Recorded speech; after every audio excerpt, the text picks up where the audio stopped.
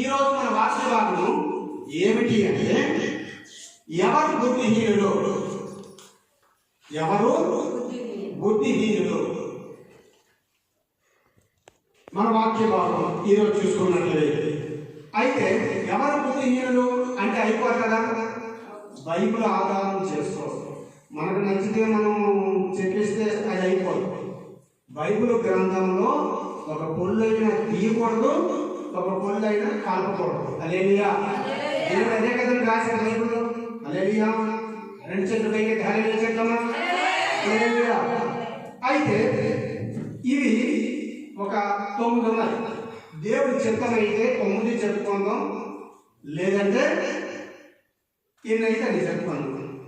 మన టైమింగ్ ఏంటంటే టైమింగ్, దేవుడు నాకు ఇచ్చిన టైమింగ్ ఉదయం 10 నుండి 12 గంటల వరకు జరుగుతుంది. 12 క్లోజ్. హల్లెలూయా. ఎందుకంటే దేవుడు మనకి ఇచ్చిన టైం ప్రకారమే మనము వెళ్ళాలి. అంతే కదా.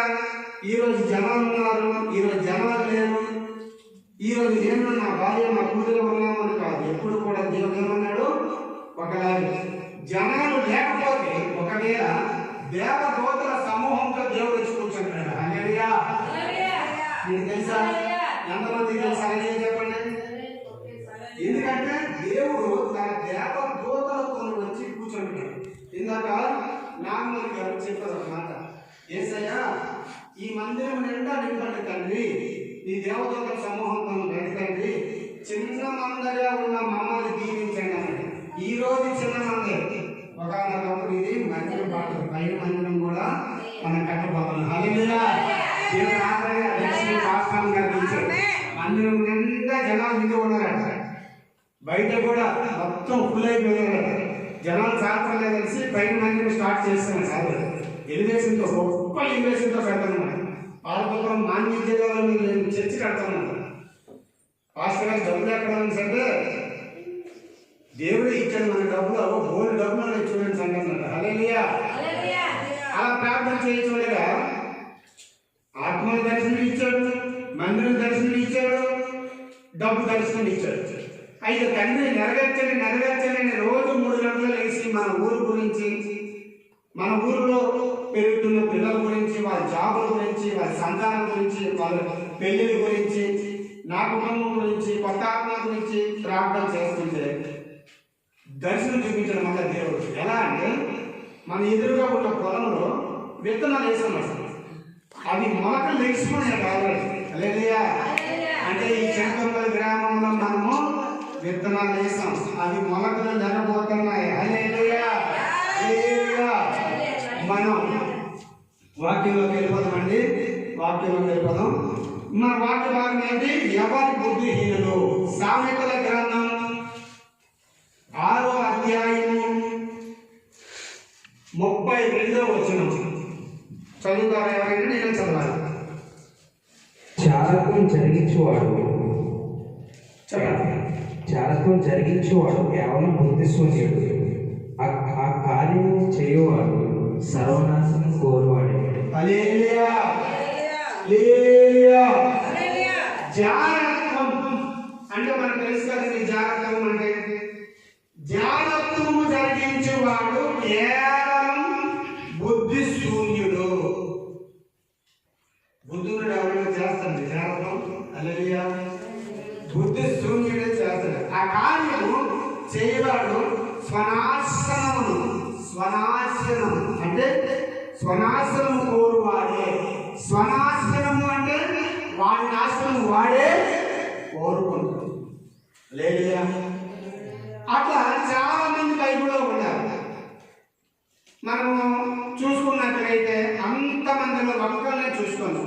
తన నాశనం తనను కోరుకునేవాడు ఎవరు? సంసోనుకి ఏం చేశాడు దేవుడు?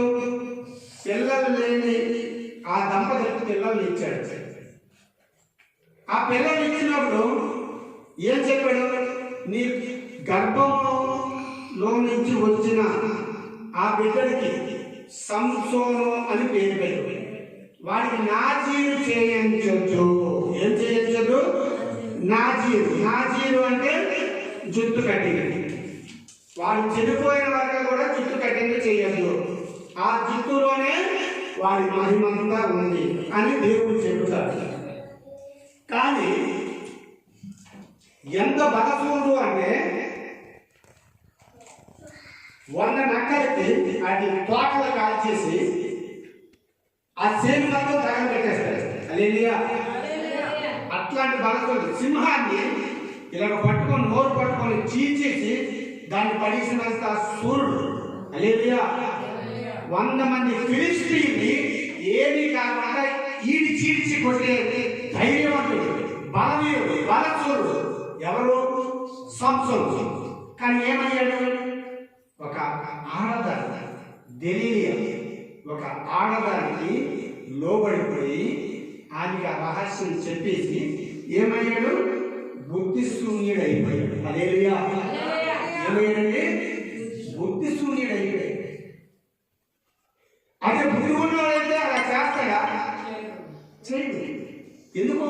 దేవుడు అయితే గొప్ప మహిమనిచ్చాడు, గొప్ప బలాన్నిచ్చాడు, గొప్ప శక్తినిచ్చాడు. అలాంటి బలవీరుడు బలస్తులు ఇప్పుడు కూడా భూమి మీద లేరు. దేవుడి కాలం నుంచి కూడా ఇప్పుడు వారికి ఎవరు లేరు. హల్లెలూయా. హల్లెలూయా. ఇది ఒకటోది. మనం రెండో చూసుకున్నట్లయితే కీర్తన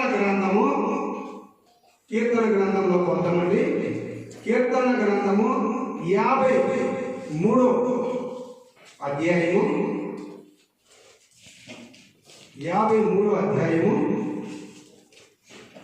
1వ వచనం మనం చూసుకున్నది. దేవుడు లేడని అనుకుంటున్నారట. ఏమనుకుంటున్నారండి? దేవుడు లేడని అనుకున్నవారు. చదువు. దేవుడు లేడని బుద్ధిహీనులు తమ హృదయంలో అనుకుంటారు. వారు చెడిపోయిన వారు అసహ్య కార్యములు చేయదు. మేలు చేయవాడు అక్కడను లేడు. హల్లెలూయా. హల్లెలూయా. ఫస్ట్ మనం ఏం చెప్పుకున్నాం? జాగ్రత్తల గురించి. ఇప్పుడు దేవుడు లేడని చాలా మంది అనుకుంటున్నారట. ఏంటండి? దేవుడు లేడు అని చాలా మంది అనుకుంటున్నారు. కీర్తన గ్రంథం 53వ అధ్యాయం 1వ వచనం చూసుకున్నట్లయితే దేవుడు లేడని బుద్ధిహీనులు తమ హృదయములో అనుకున్నారు. ఎలా అనుకుంటున్నారు? తన హృదయములో, తన మనసులో, తన శరీరంలో, ఆత్మలో అనుకోలేదు. ఎందుకు అనుకోలేదు చెప్పండి? ఆత్మలో. ఈ ఆత్మ ఎవరిది? దేవుడు.